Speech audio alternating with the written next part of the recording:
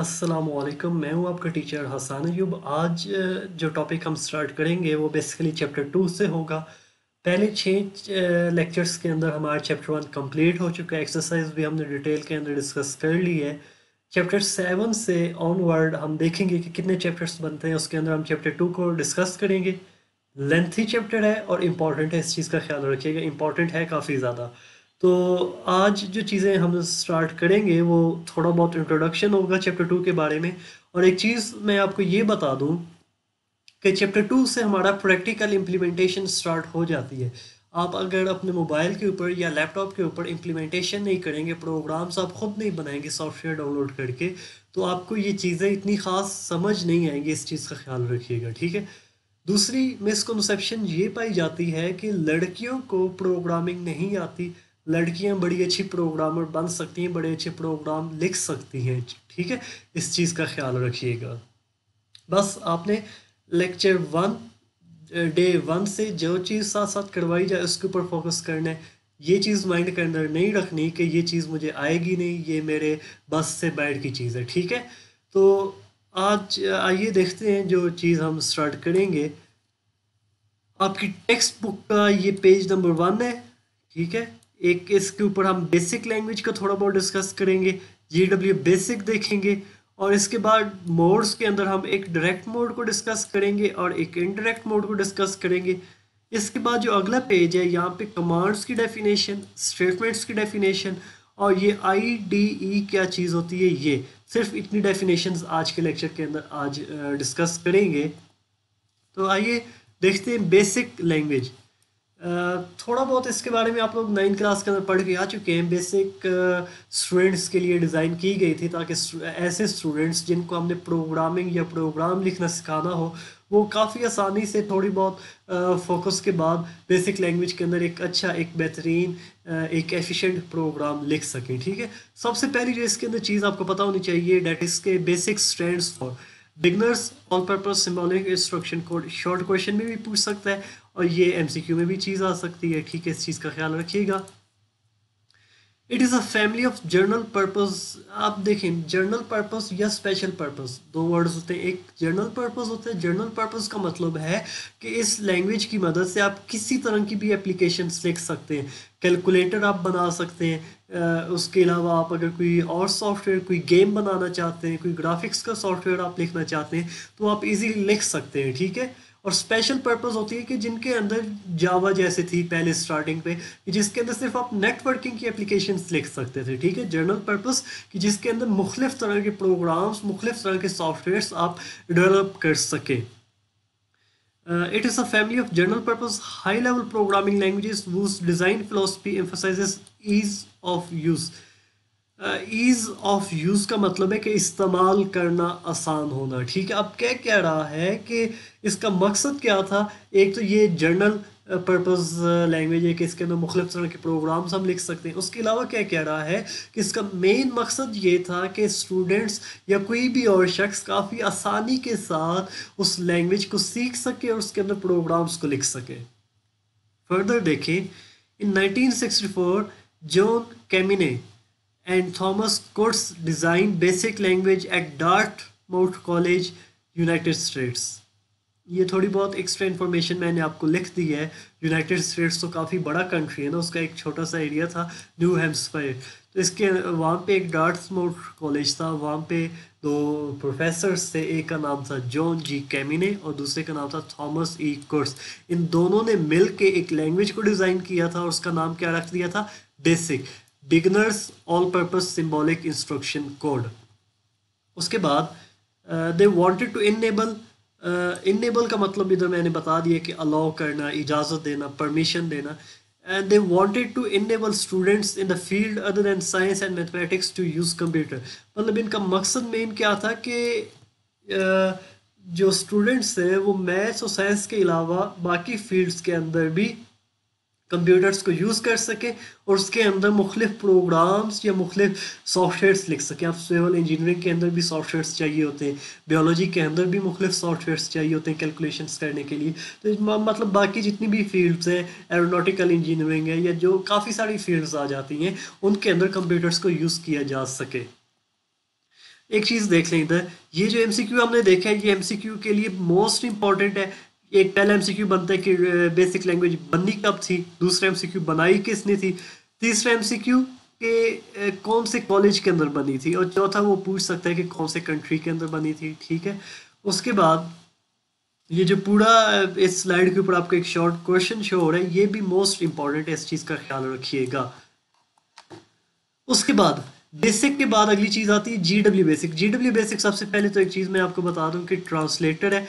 ये course start करने से बिल्कुल पहले लेक्चर 0 के बाद कुछ एक लेक्चर के अंदर मैंने आपको टर्म्स बताई थी, जिसके अंदर कुछ फीडबैक के अंदर बच्चों ने कहा था कि ये चीज़ें तो हम 9th क्लास के अंदर पढ़ के आ चुके हैं। ठीक है, तो वही चीज़ें कुछ इधर रिवाइज होगी। ट्रांसलेटर क्या होता है, जो आपके हाई लेवल लैंग्वेज के कोड को लो लेवल के अंदर चेंज करता है। ठीक है, तो ये जीडब्ल्यू बेसिक भी एक ट्रांसलेटर है जो कि बेसिक लैंग्वेज के कोड को लो लेवल लैंग्वेज के अंदर, मशीन लैंग्वेज के अंदर चेंज या ट्रांसलेट करता है। सबसे पहली चीज़ एक एमसीक्यू में या जब आपका प्रैक्टिकल होता है तब वाइवा पूछा जाता है कि जीडब्ल्यू स्टैंड्स फॉर, तो इसका क्या है, गिव्स। और ये जीडब्ल्यू जिस साइंटिस्ट ने ये ट्रांसलेटर बनाया था उसी के नाम से इन्होंने फिर रख दिया कि गिव्स बेसिक। ठीक है, शॉर्ट फॉर्म में हम इसको नॉर्मली जीडब्ल्यू ही कहते हैं। GW basic is an interpreter for the basic language. आपको पता है कि एक ट्रांसलेटर कंपाइलर होता है, एक इंटरप्रेटर होता है। कंपाइलर क्या करता है, पूरे के पूरे कोड को, तमाम लाइंस को उठा के एक ही बार ट्रांसलेट कर देता है। ठीक है, इस ऑन द कॉन्ट्रेरी जो इंटरप्रेटर होता है वो एक लाइन को उठाता है उसको ट्रांसलेट करता है, दूसरी लाइन को उठाता है उसको ट्रांसलेट करता है, तीसरी लाइन को उठाता है उसको, मतलब लाइन बाय लाइन चीज को लेके चलता है। ठीक है, उसके बाद there are many other translators or compilers for basic from different vendors। vendors का क्या मतलब होता है, मैन्युफैक्चरर, बेचने वाला। ठीक है, ये इस साइड से पढ़ना स्टार्ट कीजिएगा तो आपको समझ आ जाएगी बेचने वाला। तो अब क्या रहा है कि मार्केट के अंदर बेसिक लैंग्वेज के लिए काफ़ी मजीद भी ट्रांसलेटर्स मौजूद हैं। पीसी बेसिक एक हो सकता है, क्यू बेसिक एक है। ठीक है, ये इनके नाम इधर लिखे हुए हैं, क्यू बेसिक, पीसी बेसिक। ठीक है, अब क्या रहा है कि मुख्तलिफ मैन्युफैक्चरर्स की जानब से, वेंडर्स की जानब से मार्केट के अंदर बेसिक के लिए मुख्तलिफ इंटरप्रेटर्स या कंपाइलर्स मौजूद है। ठीक है, which provides a menu driven environment। menu driven environment क्या होता है, अब कुछ सॉफ्टवेयर्स के अंदर आप लोग देखते होंगे ना कि ये इस तरह की एक लिस्ट बनी हुई होती है। ठीक है, एक मिनट, इस तरह की एक लिस्ट बनी हुई होती है। ठीक है, आमतौर पे ये वाली जो लिस्ट होती है ना वो इधर ऊपर शो होती है, फाइल, एडिट, मेन्यू वगैरह, जैसा कि एमएस वर्ड वगैरह पे आप लोग देखते हैं। ठीक है, मगर इधर नीचे आपको शो हो रही होगी लिस्ट, रन, लोड, सेव। मतलब आप जब आप इस एक के ऊपर क्लिक करते हैं ना तो वो एक आमतौर पे या तो लिस्ट ओपन हो जाती है उसके फर्दर रिएक्शन के अंदर, या वो एक टास्क परफॉर्म करने लग पड़ता है। तो जो इस तरह का इन्वायरमेंट होता है जिसके अंदर आपको ऊपर या नीचे इस तरह की कुछ कमांड्स मिल जाती हैं, तो उसको हम क्या कहते हैं, मेन्यू ड्राइवन इन्वायरमेंट। ठीक है, उसके बाद GW BASIC provides a simple and easy to use environment. मतलब इसके अंदर जो इन्वायरमेंट होता है, जो इस तरह का विंडो होती है जिस जगह पे आपने काम करना होता है, क्या रहा है कि ये बहुत आसान होता है, कोई मुश्किल या लंबा चौड़ा काम नहीं होता इसको समझना। उसके बाद अगला एक इंपॉर्टेंट शॉर्ट क्वेश्चन हम कहते हैं डायरेक्ट मोड है।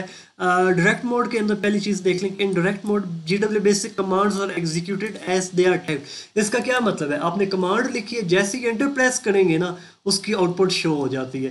कोई आपको आउटपुट देखने के लिए रन या कोई और शॉर्टकट की आपको प्रेस नहीं करनी पड़ती, जैसे ही आप कमांड लिखी, एंटर प्रेस किया, उसका आंसर शो हो गया। अगली कमांड लिखें, एंटर प्रेस किया, उसका आंसर शो हो जाएगा। ठीक है, आगे क्या कहता है, results of arithmetic and logical operations can be displayed immediately.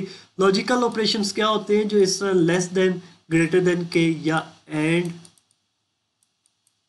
या और ऑपरेटर वगैरह, ये जो 9th क्लास के अंदर एंड या और ऑपरेटर आप पढ़ के आ चुके हैं, उसी चीज़ का जिक्र हो रहा है। ठीक है, तो ऐसे ऑपरेशंस को हम क्या कहते हैं, लॉजिकल ऑपरेशन, और arithmetic plus minus multiply division जहाँ पे हो रही हो। तो अब क्या रहा है कि अरिथमेटिक या लॉजिकल ऑपरेशंस का आंसर फॉरन डिस्प्ले हो जाता है, मगर इसका नुकसान क्या है कि वो जो कमांड्स होती हैं ना या इस तरह के फार्मूलाज होते हैं वो फॉरन वहाँ से डिलीट हो जाते हैं, रिमूव हो जाते हैं। ठीक है, मेमोरी के अंदर से। इसके बाद देख लें, this mode is useful for debugging and for quick computations that do not require complete program। पहली चीज़ तो डिबगिंग के जब आपने प्रोग्राम के अंदर देखना हो कि कौन से फार्मूला के अंदर किस जगह पे किस स्टेप के ऊपर आपका कोई एरर है या कोई बग है या गलती है, तो तब आप डायरेक्ट मोड के अंदर उसको ना प्रोग्राम को लिख लेते हैं, ठीक है। अदरवाइज जो आपने कंप्लीट प्रोग्राम नहीं बनाना होता, आमतौर पे जैसे आपके पास कैलकुलेटर अवेलेबल नहीं है, ये GW बेसिक है, तो आप कोई कुछ कैलकुलेशन परफॉर्म करना चाहते हैं, कुछ नंबर्स को डिवाइड या मल्टीप्लाई करना चाहते हैं, तो तब भी आप डायरेक्ट मोड को यूज़ करेंगे। अब देखें ये वाली एग्जांपल एग्जैक्ट जो है ना, ये मैंने यहाँ पे इम्प्लीमेंट करके आपको शो की हुई है, ठीक है। अब इधर कह क्या रहा है बाकी कि अब देखें जैसे ही ना इधर एंटर प्रेस किया 3 के बाद, उसने फ़ौरन आंसर मुझे शो कर दिया, ठीक है। तो मतलब इतना इसका काम होता है, कोई आपको आउटपुट शो करने के लिए रन या कोई शॉर्टकट की आपको प्रेस नहीं करनी पड़ती। उसके बाद आ जाए इनडायरेक्ट मोड। इनडायरेक्ट मोड एक तरह से उसके ऑपोजिट हो जाता है, ऑपोजिट इन द सेंस के इधर जब भी आपने कोई कमांड लिखनी है ना, उससे पहले आपको ना एक लाइन नंबर लिखना पड़ेगा, जैसे आपको 10, 20, 30, आप 1, 2, 3 भी लिख सकते हैं। लाइन नंबर्स क्या होते हैं इसी चैप्टर के आगे हमने इन चीज़ों को डिटेल के अंदर डिस्कस करना है, इतने परेशान ना हो। ये जो लाइन नंबर लिखा हुआ है ना 10, 20, 30, ये 1, 2, 3 क्यों नहीं लिखा, या लिख सकते हैं या नहीं लिख सकते, और इसी चैप्टर 2 के अंदर कुछ पेजेस के बाद आके जाके आपको पता चल जाएगा कि ये क्या चीज़ें हैं, इनको कैसे यूज़ किया जाता है। The interact mode is use to type programs. जब भी आपने कोई प्रोग्राम लिखना है या कंप्यूटर को सेट ऑफ इंस्ट्रक्शंस देनी है, 10-20 इंस्ट्रक्शंस आपने कंप्यूटर को एक साथ जब देनी है, तो तब आप प्रोग्राम्स लिखते हैं, ठीक है। उसके बाद देखें program statements are always proceeded by a line number and are stored in memory. मतलब वही चीज़ कि ये देख रहे हैं ना, आपके हमेशा लाइन नंबर से पहले लाइन नंबर आ गई, उसके बाद आप स्टेटमेंट्स लिखते हैं, ठीक है। और इसका एक और चीज़ क्या कह रहा है कि ये जो कमांड्स होती है ना आपकी, ये वाली जो चीज़ लिखी हुई है, ठीक है, ये वाली चीज़ ये मेमोरी के अंदर सेफ भी रहती हैं। इनको जब आपने एग्जीक्यूट कर दिया है ना, तो ये फिलहाल मेमोरी के अंदर या रैम के अंदर ही रहती हैं, ठीक है। आगे क्या कह रहा है, the program loaded in a memory is executed by entering the run command. मतलब जो आपने इंस्ट्रक्शंस तो लिख दी हैं, ये वाली जो आपकी मेमोरी के अंदर भी चली गई हैं, ठीक है, रैम के अंदर भी आ गई हैं, ठीक है। इसके बाद क्या रहा है कि इनको एग्जीक्यूट कराने के लिए, इनकी आउटपुट देखने के लिए आप क्या करते हैं, रन के ऊपर क्लिक कर देते हैं, ठीक है। जब आप रन के ऊपर क्लिक करेंगे तो आप देखें तब जाके इसने ये मुझे ना आउटपुट इधर शो की है। पहले इसका आंसर आ गया, और प्रिंट डिस्प्ले करने के लिए चीज़ होती है, तो उसने फिर डिस्प्ले कर दी इन्वर्टेड कोमा वाली चीज़, वेलकम टू GW बेसिक, ठीक है।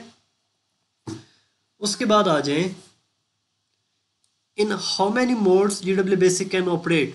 ये शॉर्ट क्वेश्चन एक पूछा जाता है अक्सर या MCQ के अंदर कि GW बेसिक जो आपका एक ट्रांसलेटर है वो कितने मोड्स के अंदर किस तरह के तरीकों के अंदर आप उसके अंदर काम कर सकते हैं। तो that are 2 modes, the first one is direct mode and the second one is indirect mode, ठीक है। शॉर्ट क्वेश्चन के लिए ये चीज़ आपको पता होनी चाहिए। When does GW basic display okay message, ये भी MCQ में या शॉर्ट क्वेश्चन में इंपॉर्टेंट है। क्या रहा है वो देखें, GW बेसिक किस वक्त ओके मैसेज डिस्प्ले करता है, ठीक है। अब देखें इधर कोई कहीं पे ओके मैसेज आपको डिस्प्ले हो रहा है, नहीं हो रहा ना, क्योंकि ये इनडायरेक्ट मोड के अंदर है, ठीक है। जब आप डायरेक्ट मोड के अंदर होते हैं ना, तो ओके आपको लिखा हुआ शो होता है, ठीक है, इस तरह। और उसके बाद आप अगली मजीद कमांड लिख सकते हैं, ठीक है। अब देखें इनडायरेक्ट मोड के अंदर कोई ओके आपको लिखा हुआ शो नहीं हो रहा है, ठीक है। इस वजह से हम क्या कहते हैं कि GW बेसिक के अंदर जब आपका प्रोग्राम डायरेक्ट मोड के अंदर होगा तब ओके लिखा शो होगा, ठीक है। आगे बेसिक कमांड्स और बेसिक स्टेटमेंट्स के बारे में एक शॉर्ट क्वेश्चन इंपॉर्टेंट है, वो देख लेते हैं। GW BASIC commands are executable instructions which are operated in the direct mode. दोबारा मैं चीज़ बता दूं, डायरेक्ट मोड ऐसा मोड होता है जिसमें आपने कमांड लिखी है ना, तो उससे पहले लाइन नंबर नहीं लिखेंगे, ठीक है। तो उसको हम सिंपली क्या कह देंगे, डायरेक्ट मोड। अब क्या रहा है कि जो बेसिक कमांड्स होती है ना, अब देखिए इधर ये लाइन प्रिंट लिखा है मैंने, एंड लिखा है, तो इसके नीचे जब मैंने रन लिखा है ना, तो रन से पहले कोई लाइन नंबर नहीं लिखा हुआ, तो इस वजह से मैं रन को क्या कहूँगा, कमांड कहूँगा, क्योंकि इसकी डेफिनेशन क्या बनती है कि कमांड से पहले ना लाइन नंबर नहीं लिखा जाता, ठीक है। और अगली चीज़ क्या रहा है, they are executable instructions. Executable का मतलब है कि जैसे ही आपने उस कमांड को लिखा है, एंटर प्रेस करेंगे, तब फ़ौरन आपको उसकी आउटपुट डिस्प्ले होने लग पड़ती है, ठीक है। तो ये उसने कुछ आपको इससे पहले देख लें। They do not required a proceeding line number, वो चीज़ मैंने भी आपको पिछली स्लाइड के ऊपर दिखा दी है कि इनके अंदर लाइन नंबर रिक्वायर्ड नहीं होता, ठीक है। सेव करने के लिए भी है, लोड करने के लिए भी कमांड होती है, ठीक है। तो ये रन लोड सेव वगैरह कमांड्स हैं, ठीक है। उसके बाद बेसिक स्टेटमेंट्स क्या होती हैं? GW BASIC statements are written as a program and each statement is preceded by line number. अब जैसा कि एंड लिखा था या जैसे प्रिंट्स मैंने पीछे स्लाइड के ऊपर लिखा हुआ था, ये आप देख लें। जैसे कि ये प्रिंट आपको शो हो रहा है, इससे पहले लाइन नंबर है, जैसे एंड लिखा हुआ है इससे पहले लाइन नंबर है। तो ऐसी इंस्ट्रक्शंस या ऐसी लाइन, ऐसी चीज़ें जिससे पहले आपने लाइन नंबर लिखा हुआ है, तो उनको हम क्या कहते हैं? उनको हम कहते हैं कि ये GW बेसिक के अंदर स्टेटमेंट्स के तौर पे बिहेव या काम करती हैं, ठीक है। उसके बाद IDE क्या है? बड़ा इंपॉर्टेंट शॉर्ट क्वेश्चन है। GW BASIC provides N IDE। अब पहली MCQ में चीज़ आती है IDE stands for integrated development environment, ठीक है।